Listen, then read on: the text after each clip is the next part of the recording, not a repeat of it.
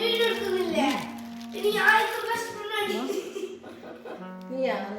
എടുക്കുന്ന ആളെ പറഞ്ഞോളൂ, എന്താ നീ ആക്കുന്നത്? അത് മട്ടനല്ലേ, തിന്നുമ്പോ എന്താന്നില്ല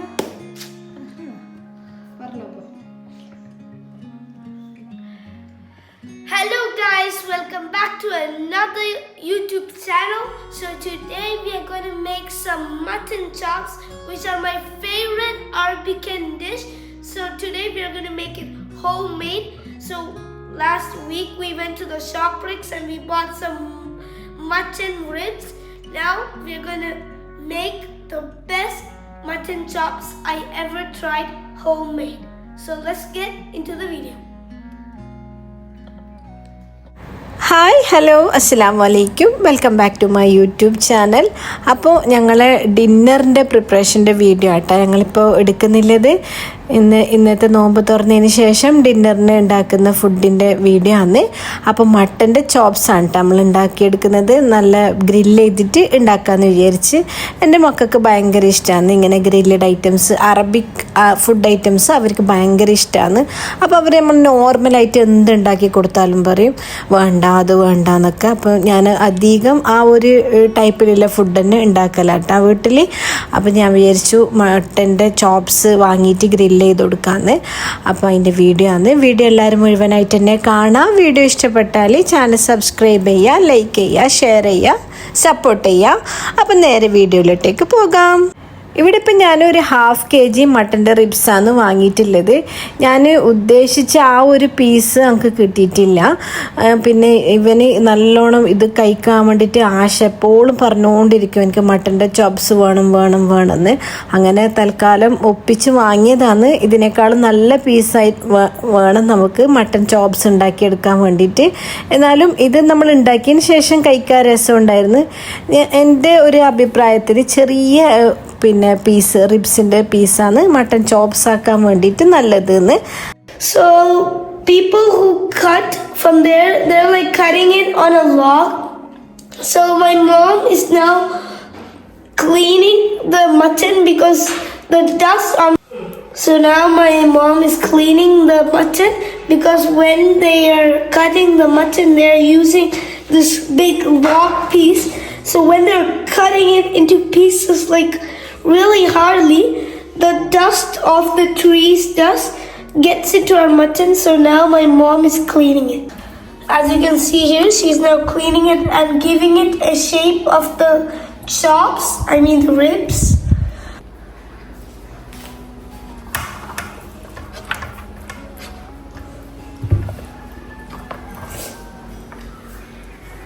So now my mom is adding some seasoning to our mutton ribs, some chili flakes, pepper powder, and some maida pudi, turmeric powder, and some salt.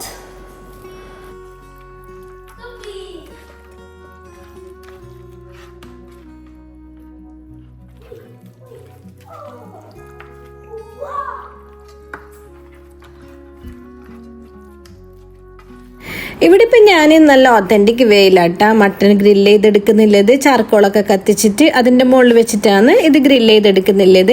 പക്ഷേ ഇപ്പം നല്ല ചൂടല്ലേ, അപ്പം നമുക്ക് കുറേ സമയം ഗ്രില്ലിൻ്റെ അടുത്ത് നിൽക്കാൻ പറ്റാത്തതുകൊണ്ട് ഞാൻ ആദ്യം ഒന്ന് മട്ടൺ വേവിച്ചെടുക്കുന്നുണ്ട്. ഒന്നും ചേർക്കുന്നില്ല, കുരുമുളകും മഞ്ഞൾപ്പൊടിയും ഉപ്പും ഇത്രയും ചേർത്ത് കൊടുത്തിട്ട് നല്ലോണം ഒന്ന് മട്ടനെ ഒന്ന് കുക്ക് ചെയ്തെടുക്കുകയാണ് ചെയ്യുന്നത്.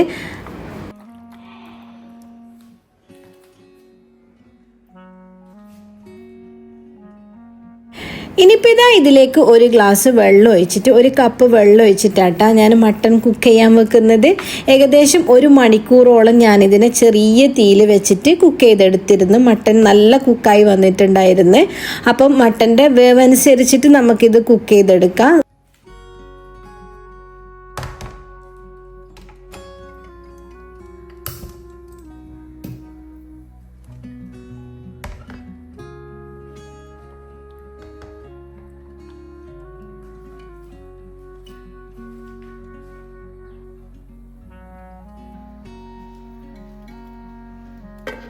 So now my mom is putting the mutton. So now my mom has put our mutton ribs to cook. So it'll take a while.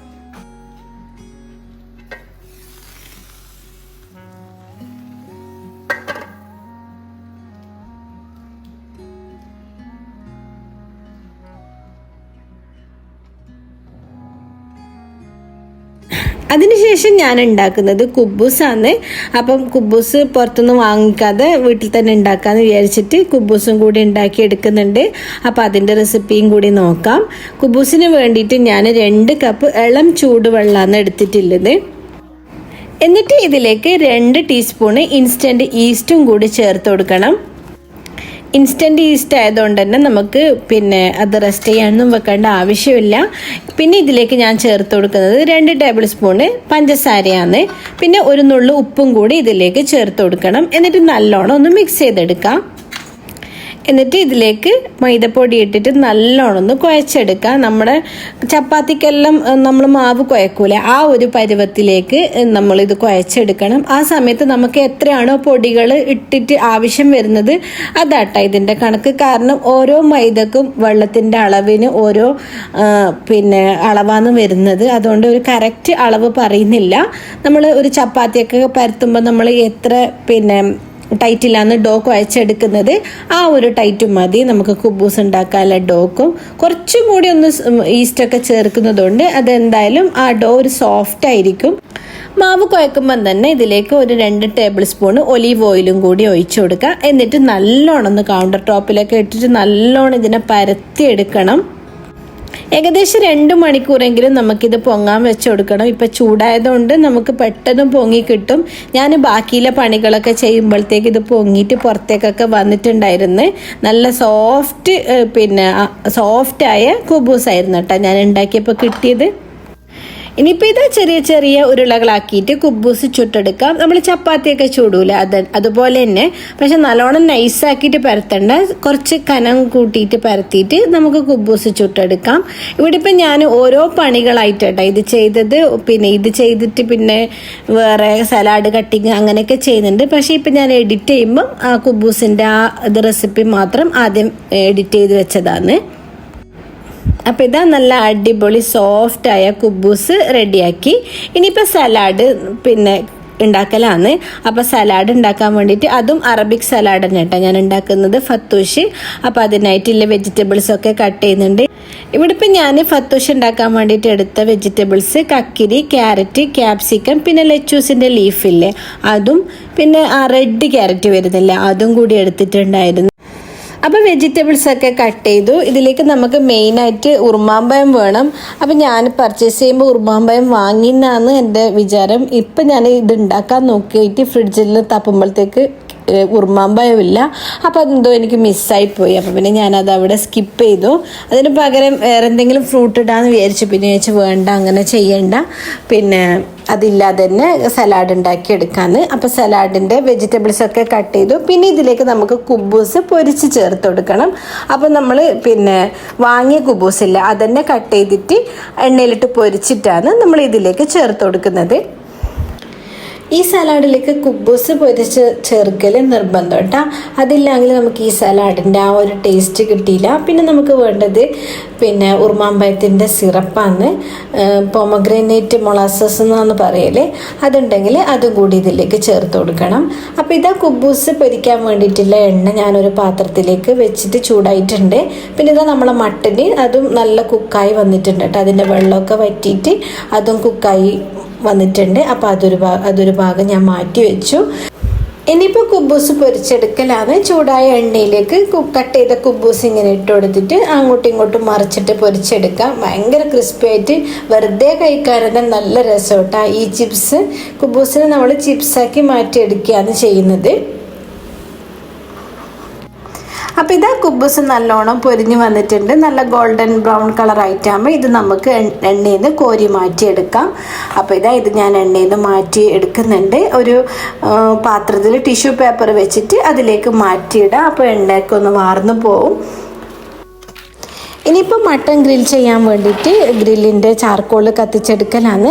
അപ്പോൾ ഇതിലേക്ക് ഞാൻ ചാർക്കോൾ ഇട്ട് കൊടുത്തിട്ട് ഒന്ന് തീ കത്തിച്ചിട്ട് നല്ല കനലാകാൻ വേണ്ടിയിട്ട് വെക്കുന്നുണ്ട്.